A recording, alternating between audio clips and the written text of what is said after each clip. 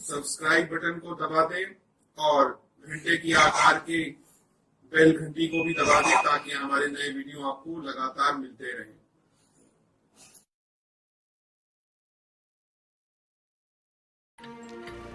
नमस्कार दोस्तों, धर्म रहस्य चैनल पर आपका एक बार फिर से स्वागत है।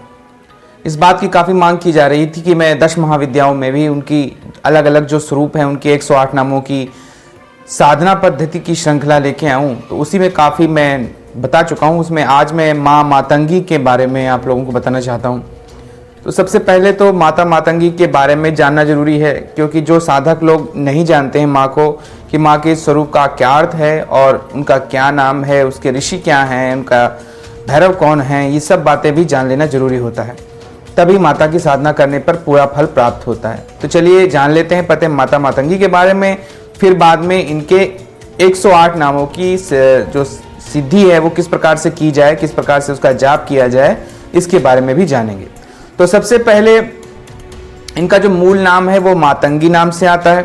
इनके और बहुत सारे नाम है और अन्य रूपों में, इनके भेद रूप में जो इनकी पूजा भी की जाती है, तो उनके बारे में जानते हैं। तो सबसे पहले इनका नाम आता है सुमुखी, इनका नाम होता है लघु श्यामा। इसके अलावा इन्हें उच्छिष्ट चांडालिनी भी कहते हैं, उच्छिष्ट मातंगी माँ भी कहते हैं, राज मातंगी भी कहते हैं, कर्ण मातंगी कहते हैं, चंड मातंगी कहते हैं, वश्य मातंगी कहते हैं, मातंगेश्वरी कहते हैं, ज्येष्ठ मातंगी कहते हैं, सारी काम्बा कहते हैं, रत्नाम्बा मातंगी कहते हैं, वार्ताली मातंगी भी इनका नाम है। इनके जो भैरव हैं वो मतंग ऋषि हैं, यानी कि मतंग भैरव के नाम से जाने जाते हैं। भगवान विष्णु के 24 अवतारों से अगर इनको संबद्ध किया जाएगा तो ये बुद्ध अवतार से संबंधित मानी जाती है। भगवान के जो बुद्ध अवतार है उनसे संबंधित इनको माना जाता है।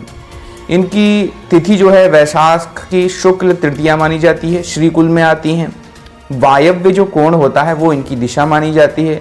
सौम्य स्वभाव की देवी हैं, सम्मोहन वशीकरण की सबसे बड़ी देवी हैं, तंत्र विद्या में पारंगत हैं, संगीत और ललित कला निपुण हैं। वर्ण इनका काला और गहरा नीला माना जाता है। तो देवी को इस रूपों में जाना और समझा जाता है।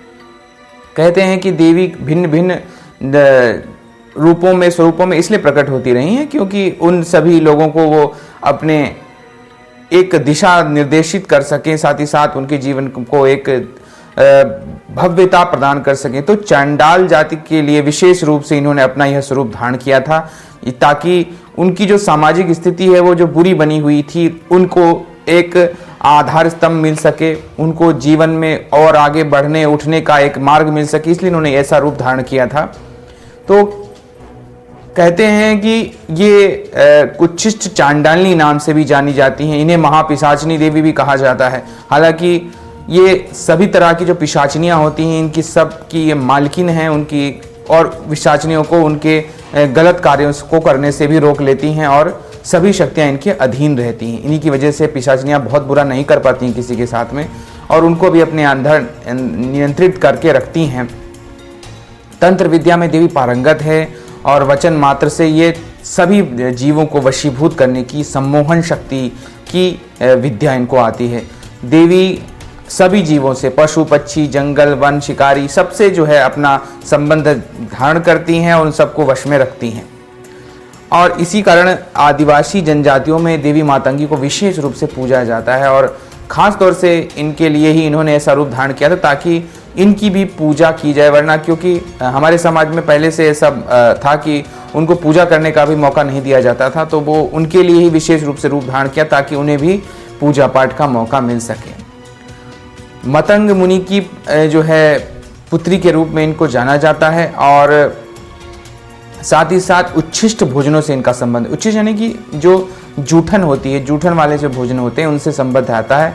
और इनकी उत्पत्ति भी शिव शक्ति से ही हुई है, और देवी की आराधना जो है सबसे पहले भगवान विष्णु द्वारा की जाती है, ऐसा माना जाता है। तभी से वो सुखी, संपन्न, श्रीयुक्त और उच्च पद धारित करने वाले हो गए थे।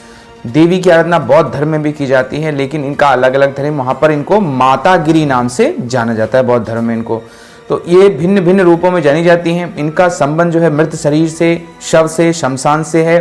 देवी अपने दाहिने हाथ में महाशंख यानी कि मनुष्य की खोपड़ी, खोपड़ी पर निमित खप्पर, वो इस तरह की शक्तियाँ वो धारण करती हैं। इंद्रजाल, मायाजाल से संबंध है इनका, और शमशान, चिता भस्म, हड्डी, सभी चीज़ों को अपने वशीकरण की शक्ति से रखती हैं। ये तांत्रिक सरस्वती नाम भी इनका आता है, और माँ त्रिपुर सुंदरी स्वरूप में ये उनकी सलाहकारा मानी जाती हैं। इनका जो रंग है वो नीले श्याम वर्णी माना जाता है। अर्धचंद्र सिर पे धारण करती, त्रिनेत्रा युक्त हैं, मुक्ताभूषणों से भी सूजित हैं। देवी मातंगी गुंजा के बीजों की माला धारण कंजी है। तो अगर गुंजा के बीजों की माला अगर आप बनाएंगे और उससे माता के अगर आप साधना करेंगे तो विशेष रूप से कृपा इनकी प्राप्त होती है। तो गुंजा के बीजों से अगर आप माला बना करके साधना करें तो अच्छा है। अगर कोई माला नहीं मिलती तो मैंने जैसा बताया कि रुद्राक्ष की माला का इस्तेमाल किया जा सकता है जहाँ पर भी। ये अधिकतर 16 वर्षीय युवती के जैसे स्वरूप में, बहुत ही सुंदर रूप में, हालांकि इनका रंग जो है वो हमेशा नीला और काला स्वरूप में दिखाई पड़ता है, लेकिन रूप बहुत ही ज़्यादा मधुरमय और बहुत ही सुंदर दिखाई पड़ता है। खड़ग धारण करती हैं बाएं हाथ में, और इनके साथ पशु पक्षी भी देखे जाते हैं, जिसमें तोते वगैरह का भी इनके साथ निवास माना जाता है। तो इस तरह से इनके बारे में इनका संबंध बन जाता है। जो हिंदू समाज है उसमें चांडाल या डोम जाति से इनका संबंध बना, इसीलिए देवी चांडालनी देवी कही जाती हैं। और वहाँ पर भगवान शिव चंडाल का कर्म करते हुए इनसे क्योंकि विवाह किया था, इसीलिए वो चांडाल स्वरूप में वहाँ पर दिखाई पड़ते हैं। तो भगवान शंकर भी और साथ ही साथ माता भी, दोनों ही लोग इस प्रकार से इन्हें भिन्न भिन्न रूपों में पूजा जाता है। जैसे मैंने बताया था कि इनकी जितने नाम है उसी रूप में इनको अलग अलग तरीके से पूजा जाता है। और कहते हैं कि सभी जीवों को वश में करने की शक्ति इनके पास है। सभी तरह की जितने भी जीव हैं, पुरुष स्त्री, सबको वश में करने की शक्ति इनके पास होती है। इन्हें राज मातंगी कहा जाता है, देवी मातंगी कहा जाता है। मतंग कन्या के नाम से जानी जाती हैं। और देवी के सन्मुख तोता बैठा हुआ है जो ह्रींग मंत्र का उच्चारण करता है। ये भी एक विशेष बात है कि देवी के साथ में बैठा हुआ ह्रींग मंत्र का उच्चारण करता तोता होता है, जो बीजाक्षर मंत्र है। कमल, सृष्टि का शंख जो है, पात्र ब्रह्मरंध्र का प्रतीक माना जाता है। मधु जो अमृत जो है, और शुक यानी कि तोता शिक्षा का प्रतीक माना जाता है। तो इस तरह से हैं, इस प्रकार देवी हैं, और देवी की आप साधना पूजा कर सकते। कहानी के बारे में आपको मालूम ही है किस प्रकार से इनके साथ क्या क्या घटित हुआ था। तो मैंने पहले भी इनकी साधना के विषय में पूरा का पूरा वीडियो दे चुका हूँ उनकी अलग से साधना पर। तो यहाँ पर मैं आज आपको 108 नाम की नामावली के बारे में बताना चाहता हूँ। इसकी साधना आप 108 नामों को एक बार जपना, एक मानना होता है, और एक माला का जाप किया जाता है, और ये 40 दिन तक ये जाप किया जाता है। माता की साधना के लिए मैंने जैसे बताया कि अगर गुंजा के बीजों की माला बना करके आप जाप करेंगे तो बहुत ही शुभ होता है। और अगर वो नहीं मिलती है तो रुद्राक्ष की माला से भी आप जाप कर सकते हैं। माँ की जो है भव्य मूर्ति स्थापित कीजिए, वहाँ पर अखंड दीपक प्रज्वलित कीजिए, और जो भी वहाँ पर आप प्रसाद चढ़ाते हैं उसको जो है जूठा भी कर दीजिए, तभी आप उनको पढ़ाएंगे तो वो बहुत ही ज़्यादा प्रसन्न होती है माँ का। तो माँ को इस प्रकार से जपना चाहिए। और अलग विशेष स्थान इनके लिए आप घर में भी इनकी पूजा कर सकते हैं, ऐसा नहीं कि घर में नहीं की जा सकती, लेकिन इसको जब साधना करेंगे तो कोई भी साधना जब इनकी मूल मंत्रों की होती है तब विशेष ध्यान रखना चाहिए कि वहाँ पर कोई आना जाना उस किसी का ना हो। तंत्र शक्ति में इनका विशेष रूप से महत्व होता है। लेकिन मैं यहाँ पर बात कर रहा हूँ अष्टोत्तर शतनाम वाली यानी 108 नामों की। ये साधना कोई भी कर सकता है, कहीं पर भी की जा सकती है। इस प्रकार में नियम नामावली ज़्यादा नहीं होती। जो भी 108 नामों की माला की जो भी पूजा पद्धति है उसमें आपको कोई नियमावली ज़्यादा नहीं इस्तेमाल करनी पड़ती। बड़ी आराम से यहाँ पे साधनाएं कर सकते हैं, कोई छोटे से बच्चा भी कर सकता है। अनुभव भी बहुत ही सामान्य से होते हैं और माँ की कृपा इससे विशेष रूप से प्राप्त होती है। हो सकता है आपको बड़ी सिद्धियाँ ना प्राप्त हो, लेकिन आपको कृपा बहुत मिलती है, वशीकरण की शक्ति आपके अंदर पैदा होने लगती है। आप माँ के जो है मूल तत्व की जो आराधना है, जो मातंगी माता के मूल मंत्र है उसकी आराधना के लायक बन जाते हैं, और फिर उनकी माता की साधना में सफलता भी आपको पूरी मिलती है इस नामावली के कारण। तो चलिए जान लेते हैं कि इनके 108 नाम क्या हैं। मैं पढ़ता हूँ।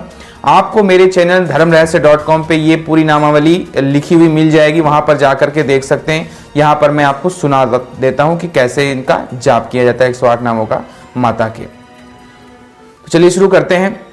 ओम महामत मातंगे नमः, ओम सिद्धि रूपाय नमः, ओम योगिन्ये नमः, ओम भद्रकाल्ये नमः, ओम रमाय नमः, ओम भवान्ये नमः, ओम भय प्रीतिदाय नमः, ओम भूति युक्ताय नमः ओम भावाराधिताय नमः भूति सपत्कार्ये नमः ओम जनाधीश मात्रे नमः ओम धनागार दृष्टे नमः ओम धनेशाचिरताय नमः ओम धीरवाप्ये नमः ओम वारंगये नमः ओम प्रकृष्टाय नमः ओम प्रभा रूपिण्ये नमः ओम कामरूपाय नमः ओम प्रहष्टाय नमः ओम महाकीर्तिदाय नमः ओम कर्ण नाल्ये नमः ओम काल्ये नमः ओम भगाय नमः ओम घोर रूपाय नमः ओम भगान्ये नमः ओम भगाय नमः ओम भग प्रीतिदाय नमः ओम भीम रूपाय नमः ओम भवान्ये नमः ओम महाकौशिन्ये नमः ओम कोशपूर्णाय नमः ओम किशोर्ये नमः ओम किशोर प्रियाय नमः ओम नंद